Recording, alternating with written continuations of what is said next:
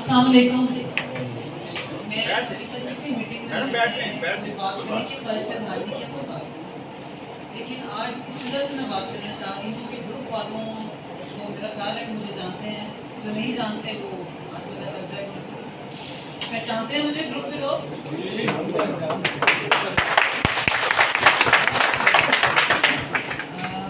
मुझ पे और ख्वाजा नदीम साहब पे एक आप सबका शुक्रिया वाजिब था, तो मैं पहले वो शुक्रिया अदा करूँगी आप सबका।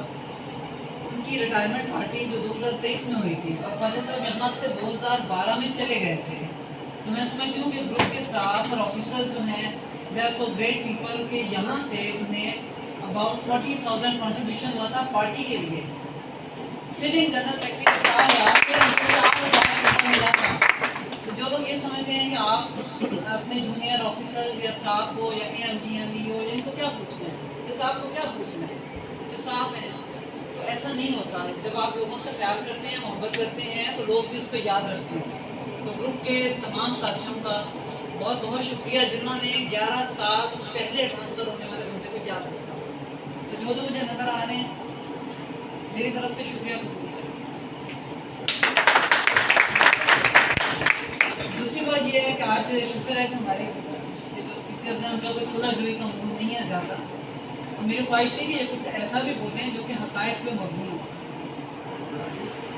अब काफ़ी बातें तो उन्होंने कर दी भाई से, वरना मैंने मालूम कर रही थी कि आज मैं सुलह जुई की कोई बात नहीं करूँगी। सबसे पहले एक 3 पॉइंट है मेरे पास। एक तो ये कि बड़े हमें टॉन्टिंग वे में कहा जाता है ये यूनियन के पपेट्स हैं, ये फलान है फलान है। तो आप सब में से किस किस को याद है कि नैब का वाक़या क्या था? याद है किसी को? जी याद है। अदालत में कौन जाता था? हमारी एसोसिएशन ये सो कॉल्ड जो थी, जो 11 साल माशाल्लाह लगा के बैठे रहे, वो कहाँ थे जब आपका बोर्ड रूम भरा हुआ था अफसरों से? और जिनको नहीं याद उनको मैं याद दिला देती हूँ कि एजीएम, मैनेजर्स, बड़े बड़े रिस्पेक्टेड ऑफिसर, हमारे रिटायर ऑफिसर, उनको ऐसे लेके गए थे कि जैसे पता नहीं कोई वो दलीपति थे, किसी बिल्कुल एक थके हुए जा रहे। याद है किसी को? हाँ जी, बड़ी तजलील की गई थी, बड़ी तजलील की गई थी। जो लोग वहाँ पे थे, मुझे वहाँ कभी, मैं खुद जाती थी कोर्ट में और मैं नैब के ऑफिस भी जाती थी। I never saw any association person there. अब ये कहते हैं कि CBA, आपको पता है कि वहाँ CBA के लोग मिलने जाते थे, वो कैसे पहुँच जाते थे? याद है किसी को?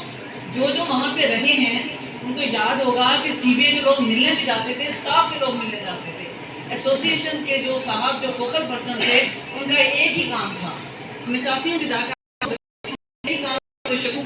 को अपनी जात से मेरे तो ना आ जाए, उनका कहीं नाम नहीं, नेवर अरेस्टेड, कुछ नहीं हुआ। तो आपका क्या ख्याल है कि उन्होंने कोई केस अप्रूव नहीं किया था? अगर शफीक भट्ट, आमिर खुर्शीद, जो हमारे लोग जो एक साइन की वजह से थे, ये हर इब्राहिम साहब बैठे हैं और काफ़ी सीनियर इस वक्त, आपको शायद काफ़ी लोगों को ये नहीं पता कि इमरान हुसैन साहब जो इस वक्त आपके PNJs का इंचार्ज है, इमरान साहब थे, नदीम कुरैशी थे, रिफत हमीद थे, ये सारे लोग थे। इनको कोई जाके नहीं पूछता था ये एसोसिएशन कहाँ थी उस वक्त। ये जो 11 साल तक अपना इक़्तिदार लेके बैठे थे, कहाँ गए थे? कि मैं इसलिए ये बात कर रही हूँ कि अदालत में भी मुझे कोई एसोसिएशन का नुमाइंदा नजर है, सिर्फ यूनियन नजर आती है। तो वो यूनियन जो कि आपके सारे कामों में पेश होती है, ये सोचे बगैर अफसर हैं कि स्टाफ है, तो आप उनको इस तरह से गाड़ी की तरह पेश करना चाहते हैं, क्यों? आप बताएं, अगर हम स्टाफ से प्रमोट होकर आए हैं तो इसमें क्या बुरी बात है? आपके महकमे का सिस्टम ही ये है कि स्टाफ प्रमोट हो के अफसर बन जाते हैं, तो इसमें क्या बुरी बात है? मैं खुद अपग्रेड होके आई हूँ, आसिफ अपग्रेड होके आया, अली अपग्रेड होके आया, तो इसमें क्या बुराई है? हमने बड़ा लिखा इम्तिहान दिया, बाकी लोग सीनियरिटी की बेस पे आए। आप हमें इसको यूनियन के लफ्ज़ को गाली के तौर पे क्यों यूज़ करते हैं? क्या यूनियन आपके लिए गाली है? आप सारे यूनियन के हिस्सा नहीं रहे, कभी ना कभी रहे हैं ना, सबके सब रहे हैं। वो यूज़ तो आपके हर मौके पर पहुंचती है। मैं आपको अपना आंखों देखा बता रही हूँ कि मैंने एसोसिएशन के किसी बंदे को ना नैब के दफ्तर में देखा, ना तो मैंने कभी अदालत में देखा। तो ये कहाँ थे? क्या कर रहे थे उसमें? क्या इनका काम नहीं था कि इतने सीनियर अफसर अरेस्ट हुए थे? हमारे इतने रिस्पेक्टेबल ऑफिसर, हबीबुर रहमान साहब, शायद आपको याद हो, वेरी रिस्पेक्टेबल पर्सन, इसी दफ्तर में फातिमा मस्जिद के दफ्तर में होते थे। इस्लाम साहब बहुत हो चुके हैं।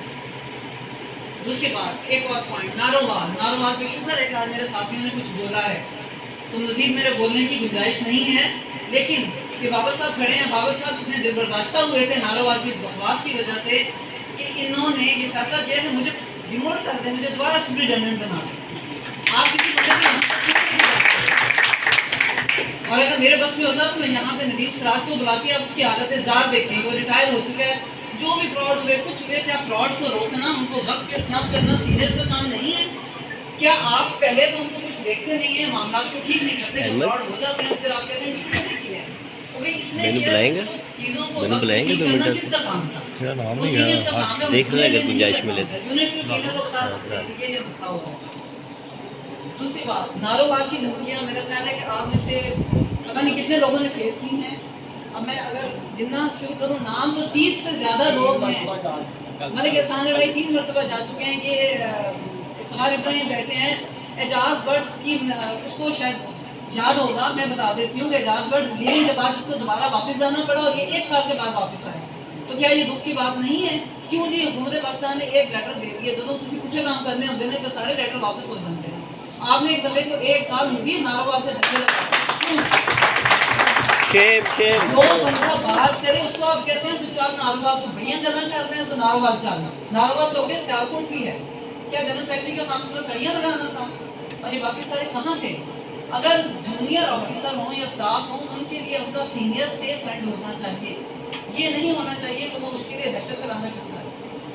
तीसरा पॉइंट जो मैं आपको वाज़ेह करना चाहती हूँ, वैसे तो ये शुक्र है कि आज काफ़ी लोगों ने